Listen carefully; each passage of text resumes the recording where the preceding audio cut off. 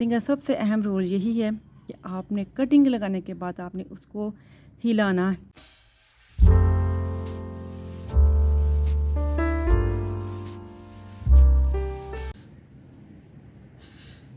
अस्सलाम वालेकुम and welcome back to my channel Cocos Garden. उम्मीद है आप लोग बिल्कुल ठीक ठाक हैं और अल्हम्दुलिल्लाह मैं भी ठीक हूँ।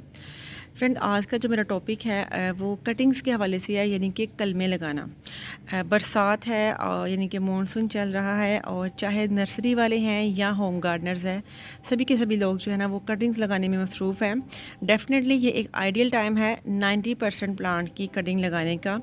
कटिंग लगाने का मकसद ये होता है कि हम अपने एक मदर प्लांट से जो है ना वो मैक्सिमम प्लांट तैयार कर सकें और आपके पास एक से ज़्यादा पौधे जो है ना वो आपको हासिल हों। लेकिन ऐसी कुछ टिप्स हैं, कुछ गलतियां हैं जो हमसे हो जाती हैं और हमारी कटिंग सक्सेसफुल नहीं हो पाती। सो आज हम वही डिस्कस करेंगे और इनमें से जो है ना एक गलती 2 साल मैंने भी की है, इसलिए I was totally flop in doing cuttings. और लेकिन यह है कि जब तजुर्बा होता है, एक्सपीरियंस वो काम करने से आता है। यूँ बैठे बैठे आपको जो है ना वो ख्वाबों में तजुर्बा हासिल नहीं होता, परफेक्शन नहीं आती। आप एक काम करेंगे, थोड़ा गलत होगा, फिर करेंगे, फिर थोड़ा बेहतर हो जाएगा और फाइनली एट द एंड आप परफेक्टली इस काम को कर सकेंगे। चलिए स्टार्ट करते हैं कि सबसे पहले जो आपने कटिंग लगाते हुए ये ध्यान रखना है कि जिस प्लांट की आप कटिंग लगा रही हैं फ्रेंड, क्या उसका टाइम आइडियल है। लाइक बरसात के मौसम में फ़िलहाल आप गुलाब की कटिंग नहीं लगा सकते, क्योंकि गुलाब का जो टाइम है कटिंग लगाने का फ्रेंड वो दिसंबर और जनवरी होता है, ठीक है। और जैसे अगर आप मोतिये की बात करें, मोगरा प्लांट का, तो आप उसको विंटर में नहीं लगा पाएंगे। जेड प्लांट की बात करेंगे तो आप उसको विंटर में नहीं लगा सकते, उसका भी टाइम जो है वो स्प्रिंग से बरसात तक ही होता है।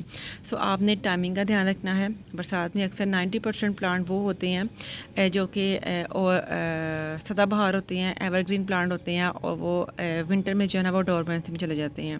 मोस्टली ऐसे प्लांट्स की कटिंग जो है ना वो बरसात में लगाई जाती हैं। अच्छा, अब दूसरी बात जो कटिंग लगाने के लिए ये होती है कि आप ये देखें कि आप कैसी कटिंग लगा रही हैं, ठीक है। कटिंग भी दो तरह की होती है। एक होती है हार्डवुड कटिंग, जैसे कि ये मेरे पास आप हिबिस्कस के प्लांट हैं, ठीक है ना, ये वुडी प्लांट है, ठीक है। इसकी जो स्टेम है वो इस तरह लकड़ी टाइप हो जाती है, ये होता है हार्डवुड प्लांट, ठीक है। दूसरा होता है सॉफ्टवुड, जैसे ये विंका है, इसकी जितनी मर्जी स्टेम थिक हो जाए लेकिन वो वुड नहीं बनता, ठीक है। इसको बोलते हैं सॉफ्ट वुड कटिंग्स।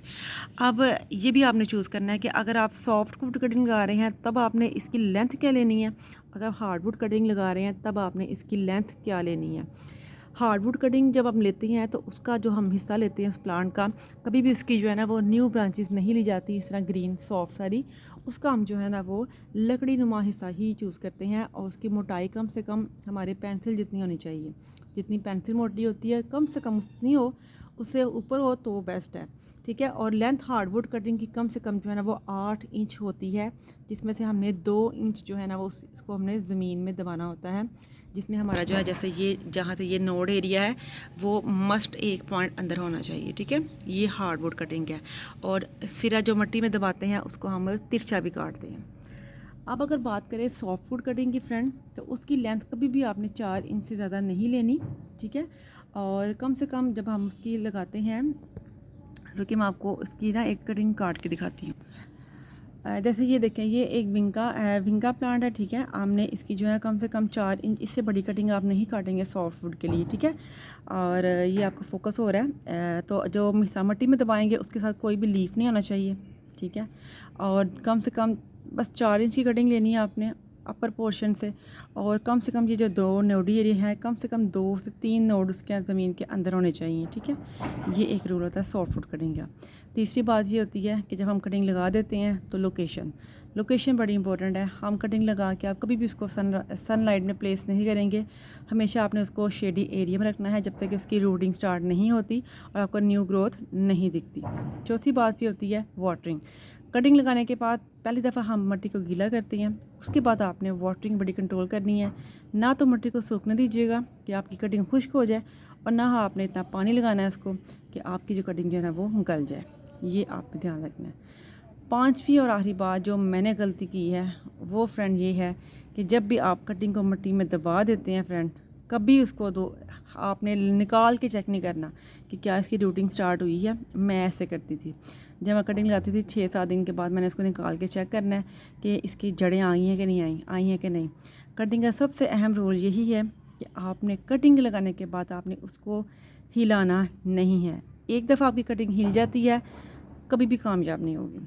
ये आपकी 5 मिस्टेक्स थी जो मैंने आपको बतानी थी। ये वीडियो आपके लिए बहुत हेल्पफुल है। वीडियो अच्छी लगे तो लाइक और शेयर ज़रूर कीजिएगा और मेरे चैनल पर नए हैं तो सब्सक्राइब ज़रूर कीजिएगा। अल्लाह हाफिज़।